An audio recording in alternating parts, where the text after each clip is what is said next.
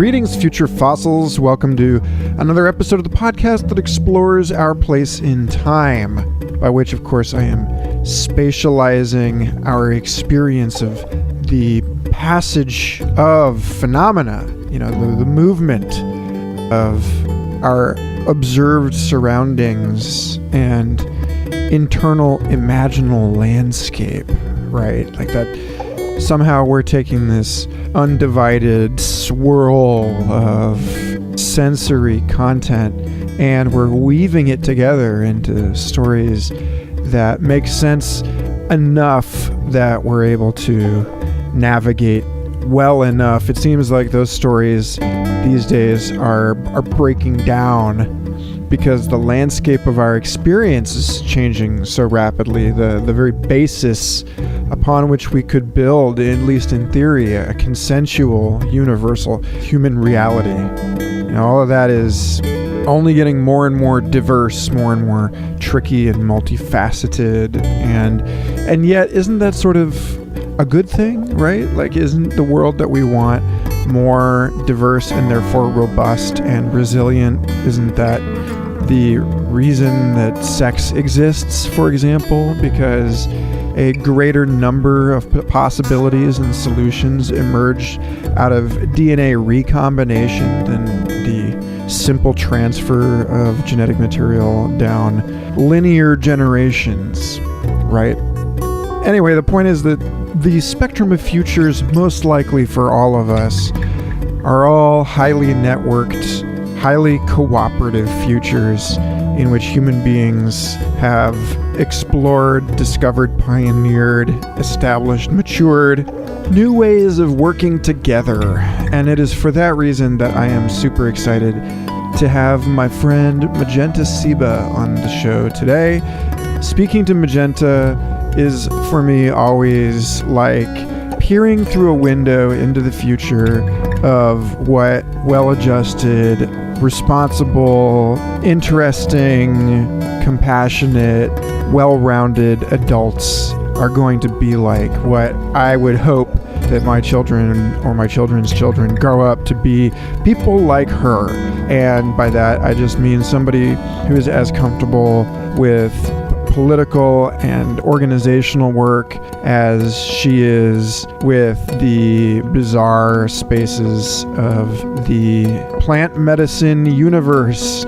So before we get into that, I just want to take a moment to thank everyone who has been supporting the show on Patreon. 74 of you every month offer $2, $5, $10 to support this show and the rest of the creative work that I'm doing.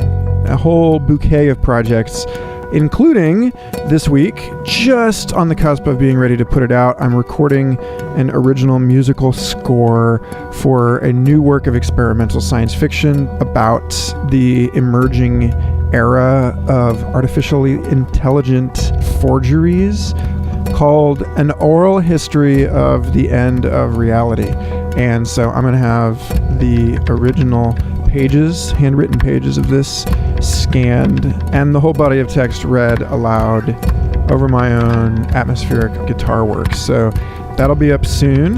So if anybody has been tracking that conversation about how it is that we can continue to agree with one another in the manifold digital metaverse that we are creating for ourselves, I know that you will absolutely love An Oral History of the End of Reality, which will be available to Patreon supporters like Colin Brown.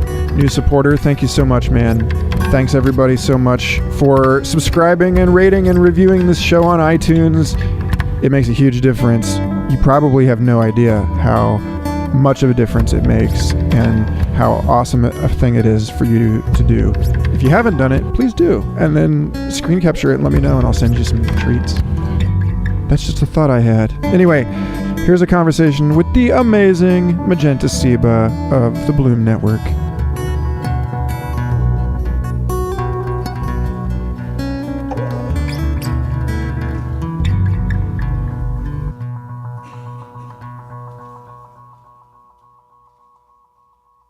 Well, awesome. I'm so glad to have you on the show.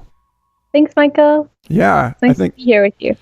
Was it the last time I saw you, you were helping me dance my way out of a funk, like a dark place. And since then, I've regarded you as my spirit animal. And I've received that feedback from several other of our mutual friends. They're like, oh yes, everyone is in agreement that Magenta is everybody's spirit animal. So That's hilarious. Yeah, if we ever get to the point where we're doing human Pokemon, I think you'll be quite the popular catch, as it were. I'll be everyone's pet. Meow meow. So you are working on. Let's see. By the time this podcast comes out, it'll probably you'll be in the middle probably of your fall fundraising for Bloom Network. So I'm really curious to hear about how that's all changed. If you want to introduce that project to people and talk about the spirit of it and where it came from and what's going on with it now, that would be I think a great place to start. It's like every time I see your name, it's like in the random stuff, it's you're standing at the prow of this ship. So yeah, I feel a little bit like I kind of engineered the ship / get to pilot it with other people and trade who is the pilot. I have some really awesome co-pilots, so it's fun. So Bloom Network is, if people who listen to this podcast are familiar with the Evolver Network, or originally it was called Evolver Social Movement, and it was partnered with the web magazine Reality Sandwich. And basically readers and participants in the online social network, that's what Evolver initially was, kind of wanted to meet each other in person, because we're having these interesting dialogues online about psychedelics and other kind of transcendental awareness breakthroughs through other means. People talking about politics, paranormal behavior, but also really grounded things like permaculture or different kinds of activism, and what kind of actions can we take on an individual level to kind of seed the culture with spores. We were called Evolver spores, and nourish our communities and transform the landscapes of a city to be healthier, more integrated places for people to be in all their diversity, and in ways that cause less destabilization to our local ecosystems, and at this point at a planetary scale, since we're really affecting the planetary ecology as a species at this point. And so at some point it became clear that we needed to separate with Evolver as an entity. And so that's what Bloom Network is now. And it is led by the local organizers who were the Evolver spore leaders before. And so we basically designed a peer leadership and community governance model so that it's a non-hierarchically led, essentially it's an international cooperative. Legally, there's not such a thing, but that's what we function as. So we mutually inform each other as to, what are the successful policy innovations that are happening in local food movements, and how can we share those across other cities. So our mission with Bloom Network is to accelerate the adoption of regenerative culture practices. So that's kind of what we simplified the whole mission of Evolver and kind of grounded it in a second phase of practical action. So what I mean by regenerative is you have kind of extractive industry where the way we're organizing as a society is, taking more resources, whether that's natural resources or human energy and life force. Like I always think of like the Skeksis where they're like, give me your juices. Yeah, it's totally the my friends call Goldman Sachs the giant vampire squid. It's like that thing from the brain bug from Starship Troopers. It's like, I'll take those ideas. Totally. Thank you. Anyway. Yeah, that. So that's kind of on one end of the spectrum. And then you can think of sustainability as ideally in balance, like you're, giving back as much as you're taking, and ideally things are in balance. But the idea behind regenerative culture, regenerative agriculture, there's also a regenerative economic movement. The idea is that you're creating the conditions for more life, more diversity, more anti-fragility. And so behaving in this way as a species, as a collective, tends to be a much more resilient way of going about things. You have more buffers around climate change or systems collapse. And so from my perspective, that's one of the, like, at least personally, one of the biggest things I could be putting my energy into as I'm looking at a global scale at what's happening with climate change and increasing displacement of populations and the risk of escalating conflict and so forth. And, still the underlying currents of so much trauma that people are dealing with from, centuries of, genocide, lingering, slavery, all these sorts of things. Like, we haven't really worked through these big, gnarly problems in ways that we treat each other. And so Bloom Network is basically like a giant culture jamming project of inclusive kind of do it together aesthetic, where together it's more an anarchist organization than anything. Like, we're really sharing with each other and innovating what can happen to make the situation better. And it's people who are looking at it at a really big picture. A lot of people come into it from their experiences with psychedelics, where you often tend to have these, your consciousness zooms out to really look at cosmic scale patterns in the universe. And so, part of that too is, how do you integrate that? Because a lot of what's out there for integration is like personal, and there's not a lot of social integration. And I think there are probably hundreds of millions of people across the whole planet doing psychedelics and or having insights of, the system is not working as collapses happen and so forth, and as income inequality continues to happen. And so it's like, how do we take those insights and make infrastructures and empower people to live lives that are integrated and healthy with our individual bodies and like our collective bodies, and how we shape reality together. That's a pretty fine way to put it. Yeah. This shift from, I think of the work of Charles Eisenstein when you're talking about this stuff, with his, like, as early as his book, The Ascent of Humanity, he was talking about moving out of an age of like linear exploitative growth, where you're looking at a forest and you see logs and you're like, I can burn those logs, to, where it's an input output thing, to this more circular. And he talked about it as like the movement from an age of fire to an age of water, where you're looking at cyclical exchanges in an ecosystemic view. And, I know that Daniel Schmachtenberger has talked about this on the Future Thinkers podcast, when people were asking him, what should we be designing for if we want to design something of value to the future? And his answer was, look for everything that has an open loop and close it.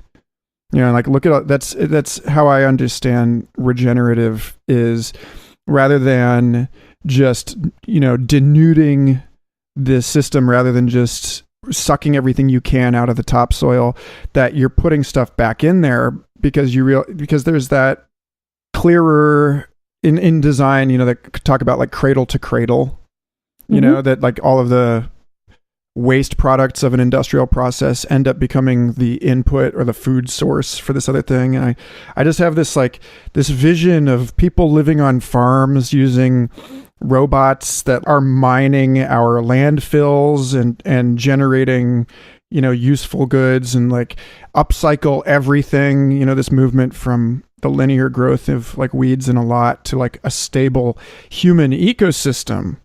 But it's interesting how different that is when you talk about it being like an anarchist organization in some spirit, to what most people think of as anarchy when they hear like a jungle is anarchic, but it's not rebellious. It's not resisting or protesting the previous system. It's not a revolution. And so I'm really curious how the spirit manifests with you and your colleagues in this planetary network, and how that, where the emotional center of gravity is, and how that's expressed differently from a lot of these other types of solutions.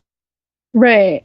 Yeah, I actually came into Bloom because I was working in it was actually a socialist, feminist, kind of militant Marxist organization, which overlaps with anarchy a little bit. The Anarchism, bookstore, but yeah. like it's just very oppositional politics and a lot of yelling. And every time I walked into the room, there was so much trauma, and there were no tools for dealing with the trauma other than kind of a static political approach that had been designed in the 70s and hadn't changed since then. And I was, going to a lot of protests and kind of when I first moved to San Francisco about a decade ago, like looking at just kind of gained a political awareness and saw like a much greater diversity and inequality than I'd ever been exposed to growing up on a farm in the middle of Montana. But Bloom Network, the approach we take is there's a lot of healers involved. There's a lot of, I don't know how to describe it other than that, like we come at things from love first and trying to understand where someone's coming from and are oriented around process a little bit more than pushing an agenda. So we try to find practices that facilitate deeper dialogue across difference and use language. And this is what I mean when I say we're a culture jamming project. Like we try to use language and aesthetics that help different social movements bridge across their kind of cultural language barriers to better collaborate and coordinate, because you have this kind of fragmented left. And even within anarchism, like I'm finally starting to catch up on more of the anarchist theory, and there's a lot of fragmentation there as well, whereas you have these more unified, more conservative, or what now are called right wing. I actually don't really understand the left right dichotomy very well, but there's like a need for more connection among the left, but also among the right. Like my parents are conservative Republicans, and if I want to have a relationship with my family, like I've had to learn to communicate with them with kindness and patience and just sharing what I've learned without telling them, no, you're wrong. And with it, anger, like coming at people with an anger, you're going to get that's the oppositional politics frame. You're often going to get that back. And there's a time and place for that, like frontline land defense movements, for example, among Indigenous people, or Black Lives Matter, like, hey, stop. And then there's also, I think, a need for cultural spaces where people can come in and open their beings to each other, like truly, and have a place to witness each other outside of dogma, outside of like a political framework, or even like a reality framework. And that there's like something happens when people step into a container that's held with that openness and permissiveness and encouragement to authentically directly connect with each other and with this bigger awareness. And that's kind of underlying frame of the organization and how we host local events and also our online events is engineered to help dialogue happen across all these kind of layers of aggression and really trauma that people are bringing, that I think can get in the way of making, mutually beneficial solutions to problems, basically. Dang, yeah. That makes sense. This whole thing about, like, I think there's that Paramahamsa Yogananda quote that environment is stronger than will. And when my new roommates moved in last fall, one of them threw that one up, and then I threw up in jest, let thy will be the whole of the law, the Aleister Crowley thing. But it does seem as though, the more I sit with it, the more that so many of these conflicts are emergent from the way that our embeddedness or enmeshment in different economic and ideological systems have us sort of, I don't want to say victimized, because that's like disempowering in the wrong way, but playing for a team that we're not aware, in just the slightest shift of circumstances, we'd be playing for the other team, that we're just so close to one another, actually. Or there was that quote, I forget who said it, but it was, there's nothing more like a man or a woman in the world than a man or a woman. And that yet we emphasize our differences. And like emphasizing difference makes sense if you're looking to synergize people, to find out where their strengths are, right? But like, we're clearly at a point when, I like the way that Doug Rushkoff frames it for his Team Human podcast. He's like, you're liberal, you're conservative, you're whatever, you're whatever all these identity things are, you're a human being. And so all of us have a set of common needs, and we're all imperiled to the extent that we neglect our common humanity. So that does, like, that kindness thing keeps coming back in as like a core issue. I have the same thing with my parents. It's like, not exactly. Like, one of them is supposedly liberal, but has pictures of him with George Bush.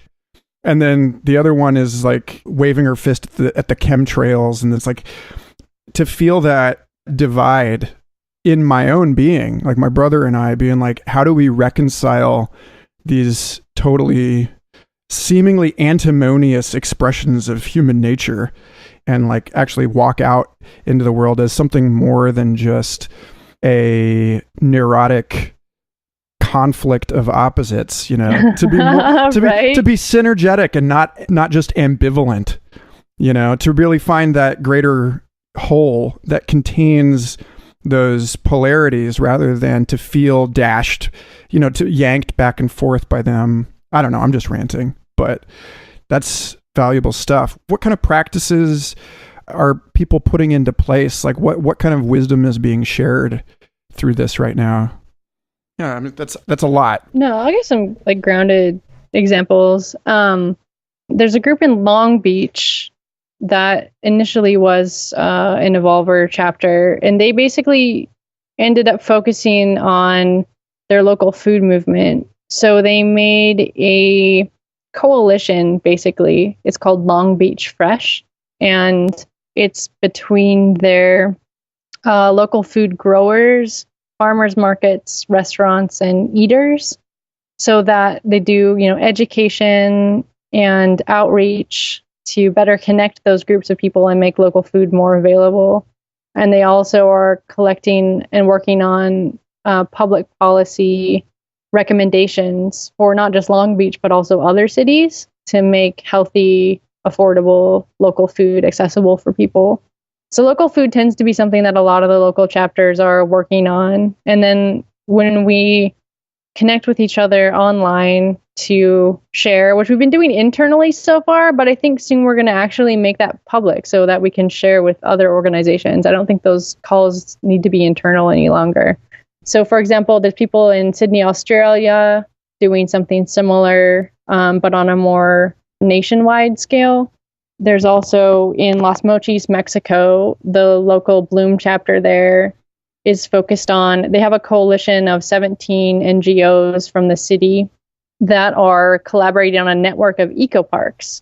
And so what they're doing there is installing community gardens, and there's like a sports area and an art stage so that people can do workshops and cultural events and these sorts of things. So they're kind of providing infrastructure for vibrant community interaction in a network across the city. And they're being really, they've gotten recognized by their city and state governments for the work they're doing, which is really cool. So that kind of like nitty gritty, everything from, so the things that the practices we're sharing with each other there include, permaculture practices, community gardening, what's effective to educate people about community gardening and encourage them to garden in their own homes and grow some of their own food to establish a better connection with land. A lot of those groups also have connections with the indigenous people who are in the area.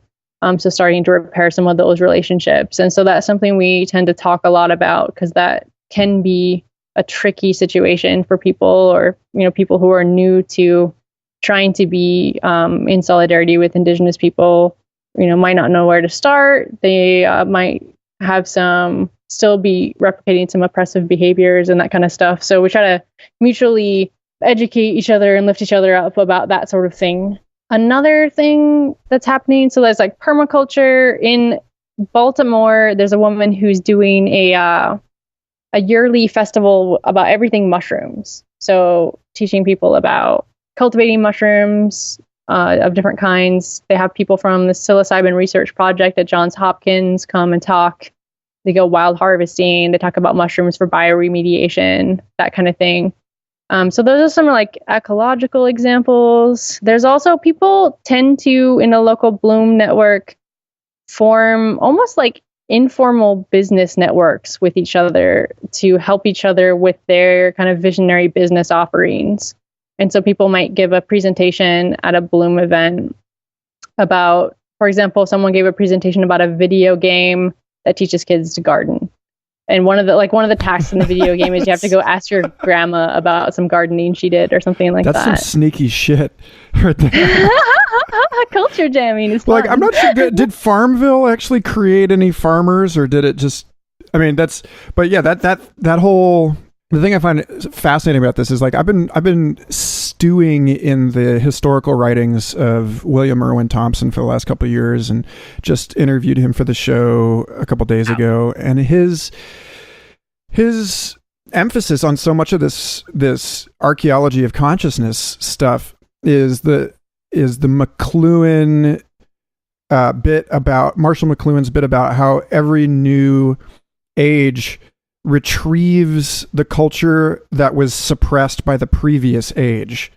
And so much of what's coming to the fore in human society right now is stuff that we abandoned in like the 17th and 18th centuries. You know, the village lifestyle. We're calling it decentralizing our food production, but it's because it was once it was once non-central, then it became centralized, and now we're decentralizing it again as a strategy for resiliency.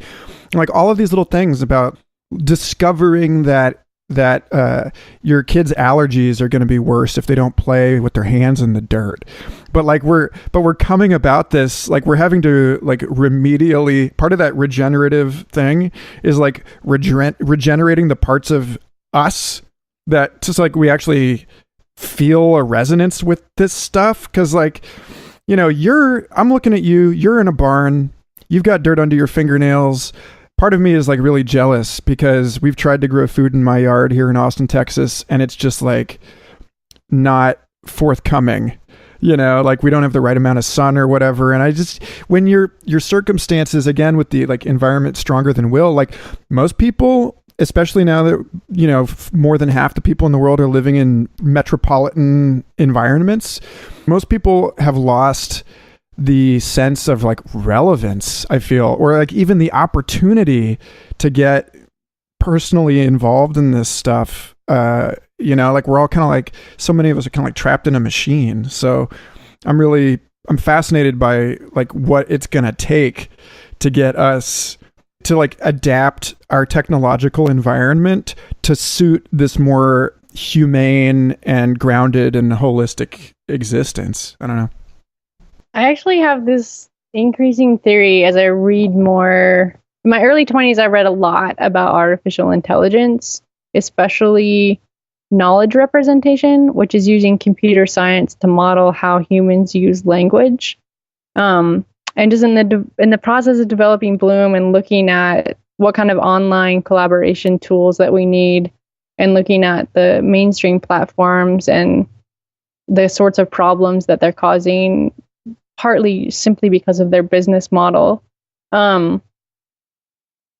I don't know, and somehow in pondering like our relationship with technology, which is something I think a lot about, I often have this thought, or I guess wondering if kind of through the Industrial Revolution and now where we're at with the evolution of technology and making tools, it's almost like these greater life forms of consciousness are coming through, and we've developed this ability to use minerals from the earth and metals to craft them into tools that can teach us amazing things and do things and sculpt things in an amazing way. And I wonder if, the process of birthing that life form or ecosystem of consciousness or embodied intelligence is a way that I think of it.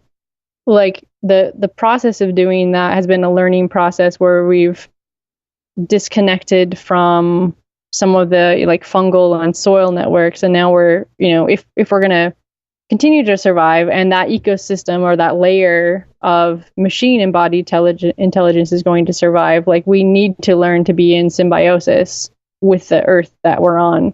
Like if we're going to make this leap to, colonizing other planets or star travel and this kind of thing, the sun's not going to make the earth impossible to live on for quite a while. So if we can make it through this stint of like climate change and, risk of World War III and this kind of thing and other extra risk factors, I don't know. I just think a lot about that. And respect a lot the plant medicine's role in reconnecting us with nature as well, especially ayahuasca and mushrooms and the other plant teachers, and really respect them as really conscious, intelligent, living entities that are in relationship with us and the planet. And I'd love to see more cross-pollination between like the acid cultures that of a lot of the tech people in the Bay Area, for example, with more of the plant medicines. But I think that that's a key piece of accelerating the rebalancing of our relationships with ecosystems post-industrial revolution. That's fascinating, this specific issue, to focus on the psychedelic adjuncts to these different worldviews.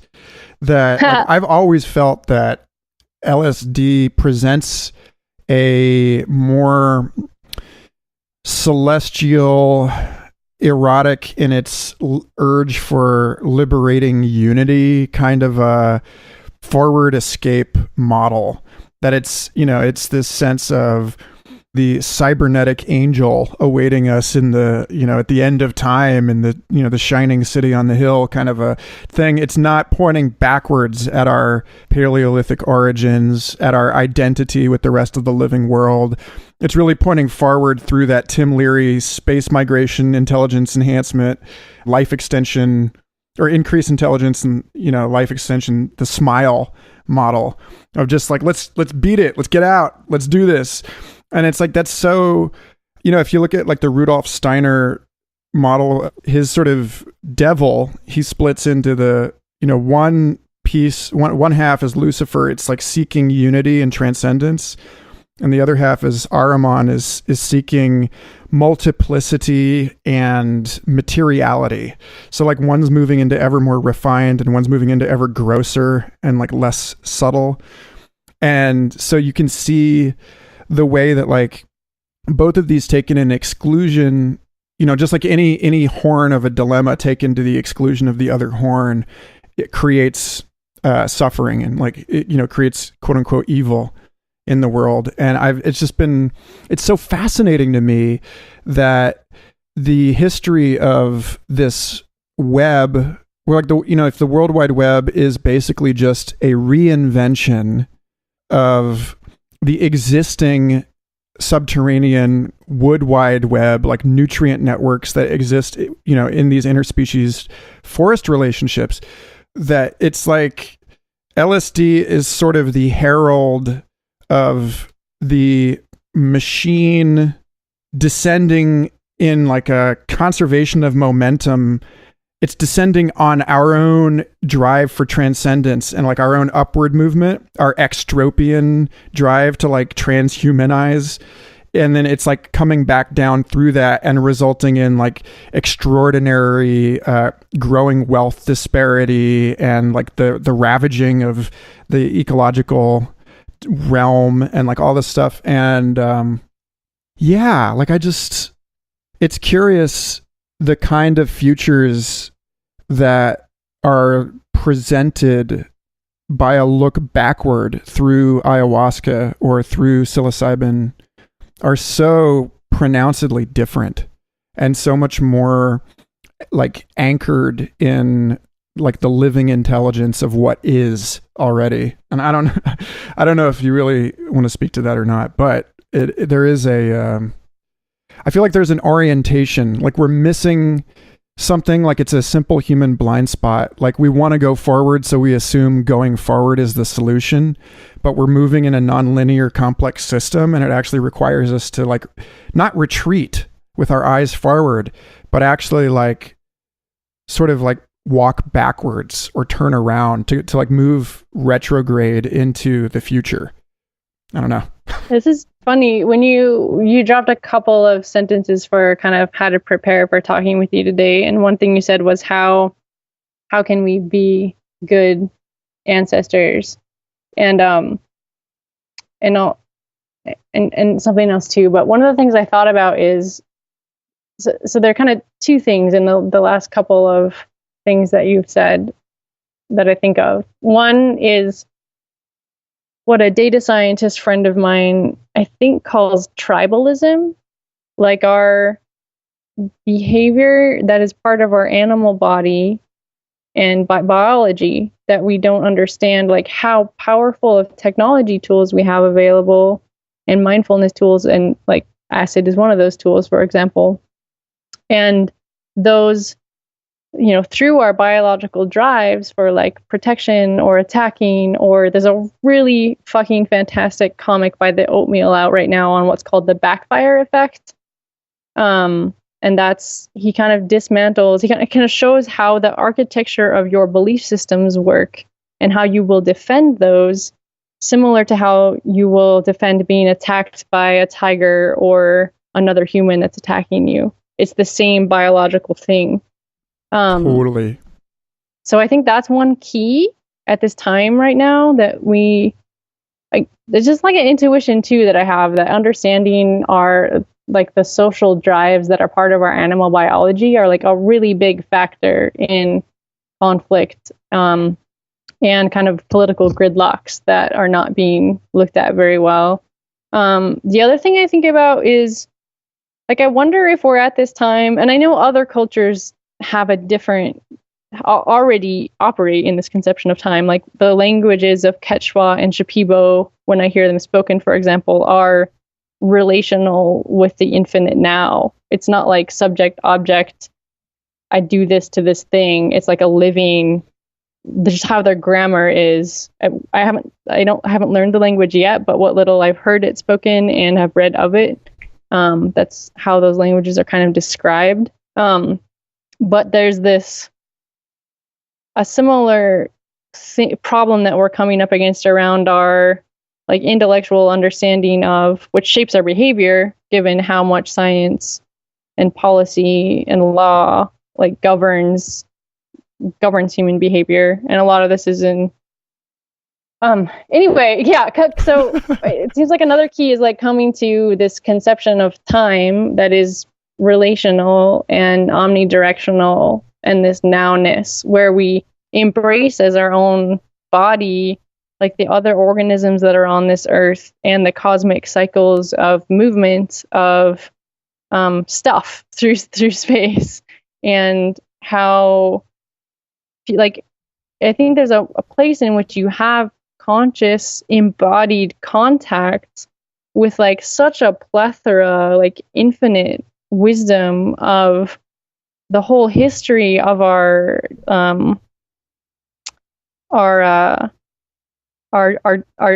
DNA and the growing of our bodies through all this stuff that we've contacted with through time to evolve, like a human body, and we're receiving light from other stars in a way that was like a funny concept of time, right? Like we're just experiencing something now so are the stars in the future? Like, yeah. So there's something about that, like thinking of time that way, that I think opens up an integration with what you described of this like momentum upward and outward and out, like outside of the body or something. For me, actually, acid always has the effect of helping me be better in my body because it integrates my intellectual mind with my physical body. And I also have experiences with ayahuasca that are, most of my ayahuasca experiences are about media and technology. Huh. And like the Shipibo people or spirits or something, like explaining to me how they use technology and what their conception of that is at a biochemical level, and explaining like, look, this is what's possible. This is what our cultures have done for thousands of years. I keep coming across this reference in very different books, which is interesting enough to like remark on it at this point. But of people talking about how there used to be cities in the Amazon before the conquistadors came that were like very like functional, advanced, like urban environments embedded in the jungle with ways of farming that were not, obviously not slash and burn, etc. And when the conquistadors came, those people got scattered in the forest, and potentially what we think of as uncontacted peoples now are actually, you know, refugees of that situation. And so they're possibly intact, or arguably intact, probably not so intact at all, you know, lineages of very sophisticated understanding of material science and the use of, you know, natural living materials in a, you know, symbiotic, non-destructive, non-extractive way. But I also think that, you know, contemporary Western culture scientists studying material science should up their game in terms of using, materials that both mitigate kind of the destruction of mining practices, or we learn better to reclaim land that has gone through that process, and also, you know, innovate materials that can clean up, you know, for example, plastic in the ocean. Or, you know, there's a lot of scientists working on the carbon problem and trying to figure out, studying everything they can. How can we use fungus in the soil or biochar to soak up carbon from the atmosphere? How can we create machines out of rock or something else that can filter it and capture it and store it in rock again, or something like that? That stuff's all really interesting to track too. Yeah. So that thought of non sequitur. The thought of technologically advanced lost civilizations is, I think, you know, like as we move out of a more or less linear media environment with print, and I mean, this has been going on for longer than you and I have been alive, but, you know, to come awake at a moment in history when we're in the midst of a transition from that linear to a non-linear networked media environment, you know, and we're like participating in something that's quote unquote real time. That's like the movement from Newtonian physics to like Einsteinian relativity theory, where the present is relative to the observer. And so we're operating in what I learned this delicious vocabulary word the other day, diachronic. So we think of like, everybody knows synchronicity, you know, you believe in it or you don't, but it's like, everyone understands, you know, the idea of two things happening at once, but there's like also diachronicity, which is the way that things unfold over time.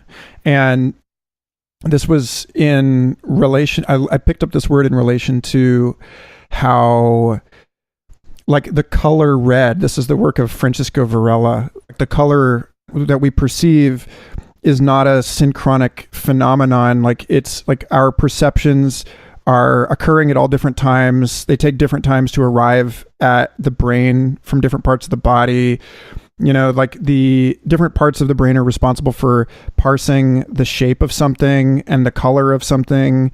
And so like our experience of your pink shirt is like, it's not actually a synchronic experience. Like qualitatively it is, but quantitatively it's like all these things are happening at different periods and then being like stitched together into a single experienced moment.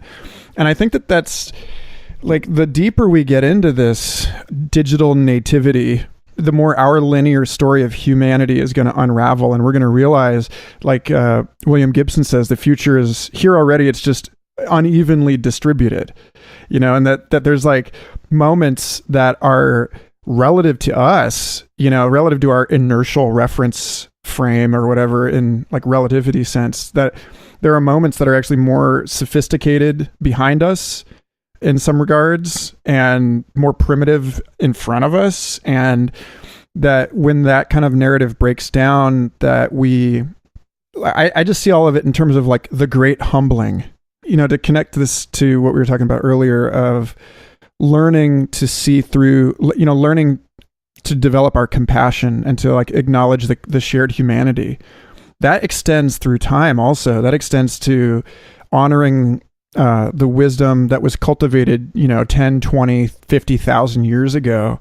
And in whatever sense that's still available to us. And yeah, it really does seem like we're finally starting to wake up in crisis to, I guess I look at human beings as like, if you're treating us like a petri dish full of germ cultures that we're, if you stress a culture in a petri dish enough, then it will accelerate its rate of mutations in an attempt to seek a solution, to find the response to that toxin or that environmental stress.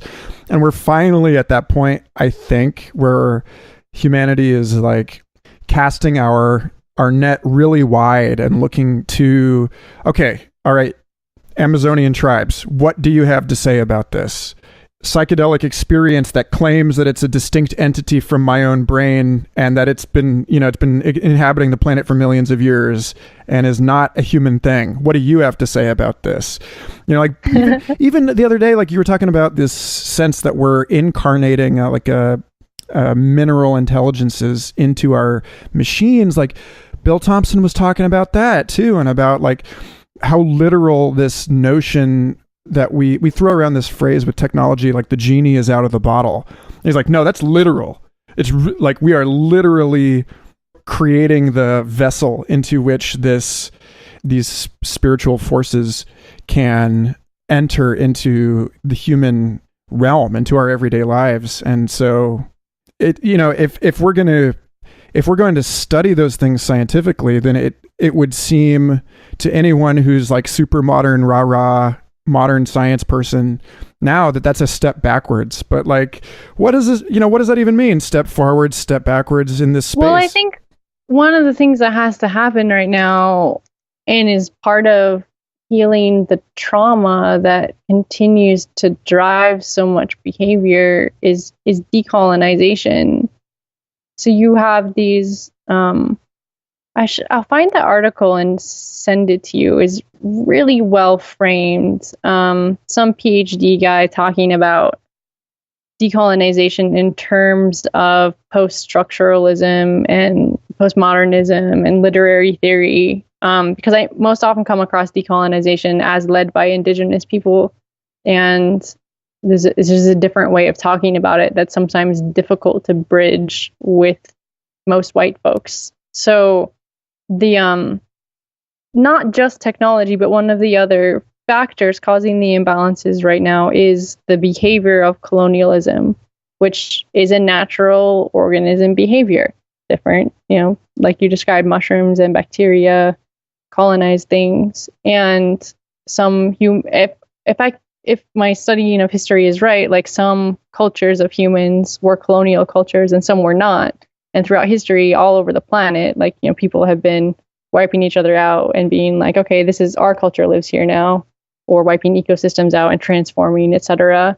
But some of that like respect of ancestral wisdom and other frameworks of understanding nature and science and the cosmos.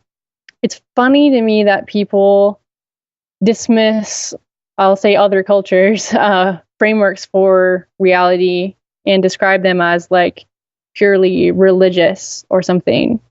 When, like, if you talk to those people directly, more often than not, like, they're self-aware of the role of storytelling and language in their culture to maintain balance, and their way of communicating is artful and like beautiful and integrated with craft, technology, farming, or how they get their food, these sorts of things, and also with their biology. Like other like Native American people I've met, for example, sometimes depending on how distressed their people have been sometimes still have like very powerful cultural rights around our biology, like around like masculine power or feminine power, for example, or around, consciousness and the difference between a self-focused way of living and a experience where you have to let go of your individual identity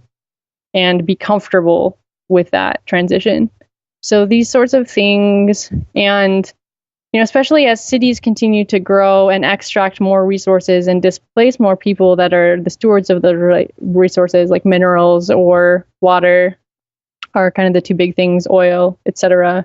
We really are going to need to reshape our cities to not have to continue to destabilize environments like that. Like, it's like a funny balance, because putting more people in cities helps preserve habitats, sort of, but like you're describing, it comes with like this nest of problems. And if we're only building cities from a colonial perspective of this is the best way to do it, and this is the way people get trained in Ivy League schools around around development, even sustainable development. Like, thankfully, that's starting to change now more with like regenerative agriculture research and the UN saying, hey, green revolution actually didn't work. Like, we need decentralized, sustainable, like regenerative farming led by the people who live there directly. That solves a whole stack of problems. Anyway, I'm like meandering all over the place again, but like colonization is, I think, as big of a kind of big wall between a linear focused mindset and an integrative respect for the entire kingdom or cosmos of life, as much as like a technological mindset, or a simply like the linear worldview, or the objective relationship that English has that other languages don't necessarily have, of like I, you, it, it's mine, this kind of thing. Like, not every language has that. Anyway, end of rant. Yeah, that thing about I think you and I are both friends with Mark Healy.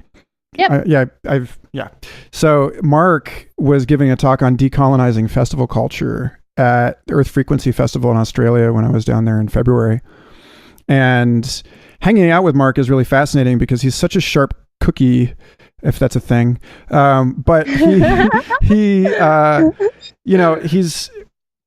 a white guy, he's a DJ, he's, very hip and forward, but he's also got his roots, 40 plus generations deep in this British Isles indigenous, very, magical tradition, and traces his ancestry back and is a person of place, and has this, he's a rare example among white men that I know of somebody who's actually still connected to that kind of living wisdom. And hanging out with him, it kept reflecting my own colonized nonsense in really fascinating ways. Like, at one point he was expressing some kind of concern with his health, and I was trying to diagnose him, and he retorted that he did not want to be treated as a problem to be fixed. And I was like, just thinking about that whole thing of, like you're saying, it's embedded in our language that so many of us, I should say, really we recognize the wound and we want to help, but we don't know how to help other than by importing a solution, by like coming in from above and trying to like, seed this thing as a problem to be fixed.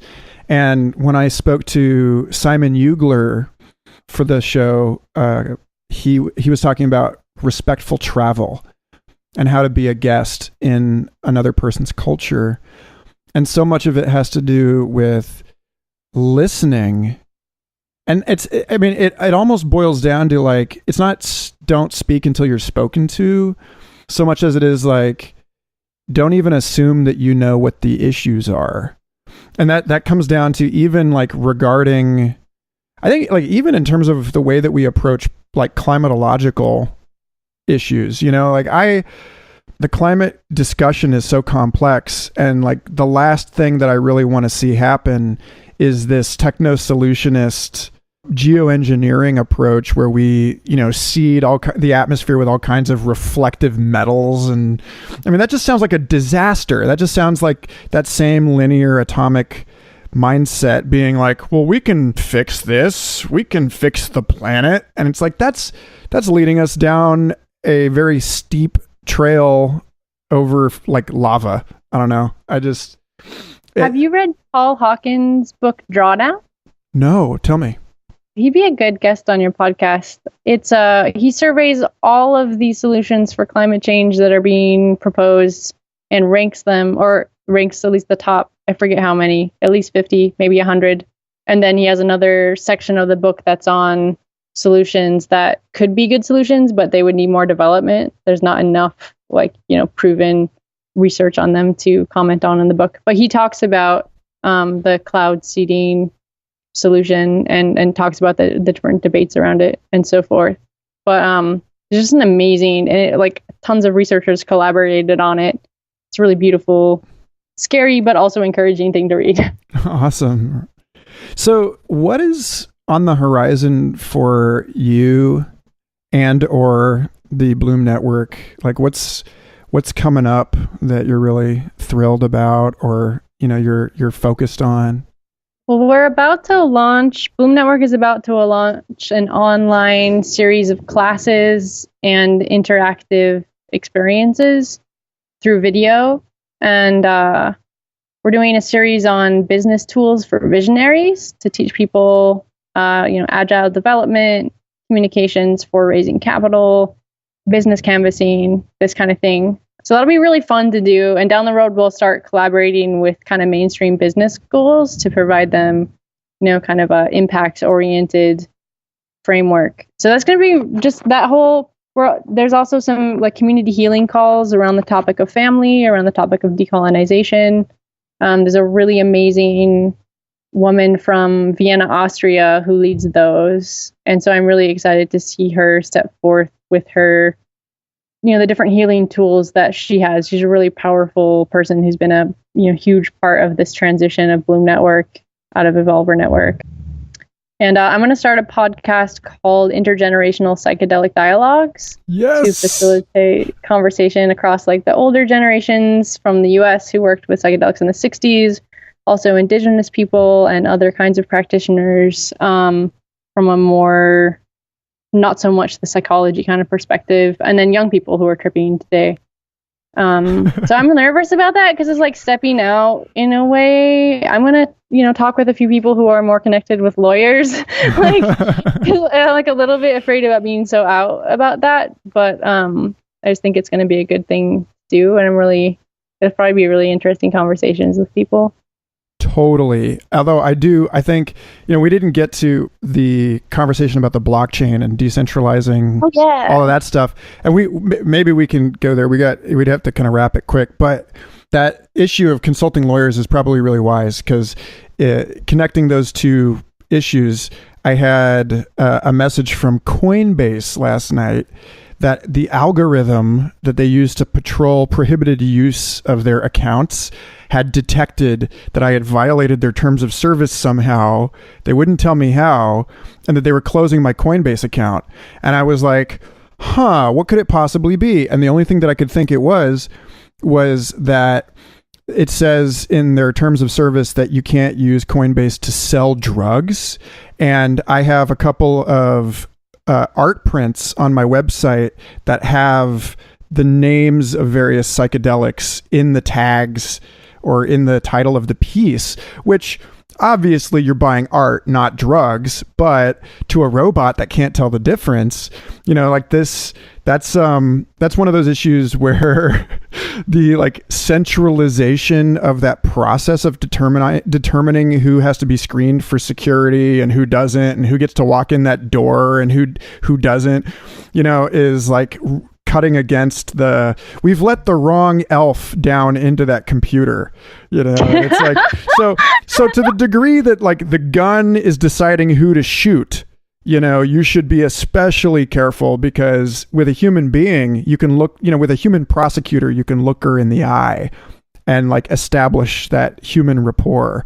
But when it's a computer deciding that you're breaking the law? Who do you know, who is answering the support email? Spooky. Anyway. Yeah. Sounds like you're getting into some really cool shit. Oh man, yeah. Well, hopefully I don't get shot in the process. If you do, we'll interview your ghost. I don't think that'll happen though. The whole intergenerational thing is really vital. I think that's a beautiful thing, and I encourage that. So, before we close out, where can people find you? How can people connect with you and the Bloom Network? And I'm sure that this is only just whetting people's appetites for more like practical and grounded and substantial knowledge. So where do we send them? Sure. There's a few places. So connecting with me directly, I'm on Facebook and Twitter as Magenta Ceiba. It's a tree. Ceiba is the last name I use online. And then my personal website, which has some practical information, is imaginationhealer.com. And then Bloom Network's website is bloomnetwork.org. And then on Facebook and Twitter, we're Our Bloom Network, OUR Bloom Network. You can message us or me and other people in the network through any of those channels. And then I also have a Facebook group called Sustainable Technology that some people might be interested in from some of the things we talked about. I collect everything about material science and climate solutions and things individual people can do and industry scale things. I kind of plop it all in that group. And other people share things as well. Sustainable Technology is the name of that Facebook group. That's pretty much the channels. Awesome. I guess before we sign off, do you have anything that you'd like to commit to this time capsule for those unborn generations to mull over in their archaeological reconstruction of 2017? Let's see. I don't know how this would physically go in there, but the feeling of love and completely letting go and contacting the whole universe in all of its materiality and knowing that that's okay and possible, and allowing the love and connection and pure light that is that experience to be one with your being. Amen. Thanks a lot, Magenta. If imagination is our greatest natural resource, I'm glad that you are helping us heal it. Aw, thanks, Michael. And I hope I get to dance with you sometime again. That was really fun. Soon shall be. Thanks so much for listening. I hope you enjoyed that conversation as much as I did. Future Fossils is part of the Mind Pod Network, an amazing collection of podcasts along with Third Eye Drops, Synchronicity Podcast, It's All Happening, The Astral Hustle. Be sure to go to mindpodnetwork.com and check it out. And if you'd like to support the show, patreon.com/Michael Garfield. Thanks again.